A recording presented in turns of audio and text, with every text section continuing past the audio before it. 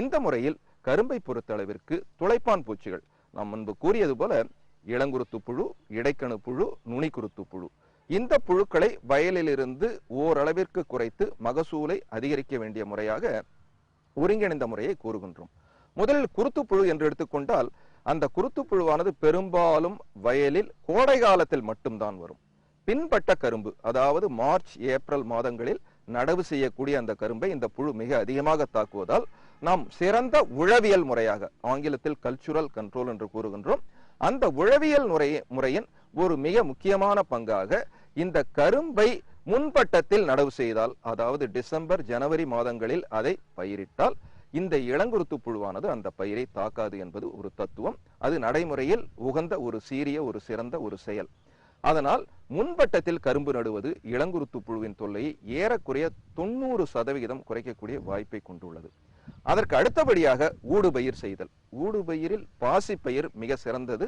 அதற்கு அடுத்ததாக உளுந்து, மேற்கொண்டு சணப்பை, தக்கை பூண்டு, இதுபோன்று பசுந்தாள் உரப்பயிர்களை வயலில் பயிரிட்டாலும் ஊடுபயிராக பயிரிட்டால் கரும்பினுடைய குருத்துப்புழு தொல்லை குறையும்.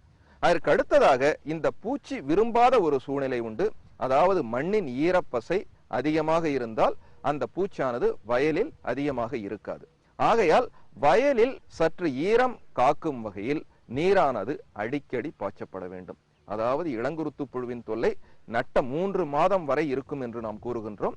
அந்த வகையில் அந்த நாட்களுக்கு உண்டான அளவில் இந்த நீரை சற்று அதிகமாக பாய்ச்சும் சமயம், சற்று இடைவெளியை குறைத்து நீரை பாய்ச்சும் சமயம் மண்ணின் ஈரம் பாதுகாக்கப்பட்டால் அந்த புழுவானது, அந்த பூச்சியின் தொல்லையானது குறையும். அதற்கு அடுத்ததாக நட்ட ஒரு வாரத்திற்குள் காய்ந்த சருகுகளை வயலின் வரப்புகள் மேல், அதாவது கரும்பு நட்ட பள்ளத்திற்கு மேல் உள்ள மேடுகளில், பார்களில் அந்த காய்ந்த சோலையானது பரப்பப்பட்டால் மண்ணின் ஈரம் பாதுகாக்கப்படும். அதன் மூலமாக குருத்துப்புழுவின் தொல்லை குறையும்.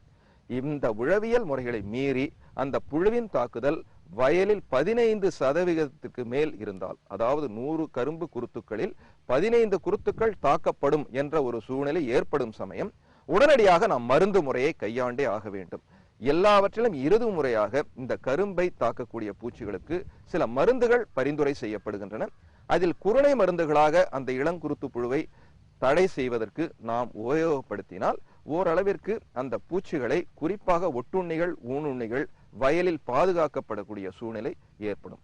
ஆகையால் அந்த ஒட்டுண்ணிகளை, ஊனுண்ணிகளை பாதுகாக்கும் முறையில் செவிடால் குருணைகள் அல்லது குளோர்பைரிபாஸ் என்ற குருணைகள் அல்லது பியூரடான் குருணைகள், இந்த குருணைகளில் ஏதாவது ஒன்றை 5 to 8 கிலோ அளவிற்கு ஒரு ஏக்கரில் கரும்பு தாக்கப்பட்ட அந்த அழுகிய குருத்துக்களை எடுத்துவிட்டு இந்த மருந்துகளை வயலில் நாம் இட்டு பின்னர் நீர் பாய்ச்சினால் அந்த குருத்துப்புழுவின் தொல்லை குறையக்கூடிய வாய்ப்பு உண்டு.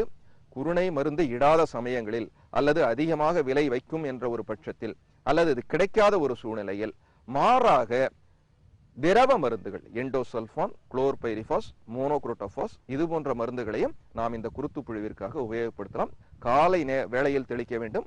ஒரு ஏக்கருக்கு கை தெளிப்பானுக்கு தேவைப்பட்ட திரவ மருந்து, அதாவது நீர் கரைத்த மருந்து 200 லிட்டர் அளவில் இருக்க வேண்டும். சாதாரணமாக நான் கூறிய மருந்துகள் குளோர்பைரிபாஸ், எண்டோசல்ஃபான் போன்ற மருந்துகள் ஒரு ஏக்கருக்கு 500 மில்லி அளவில் தேவை.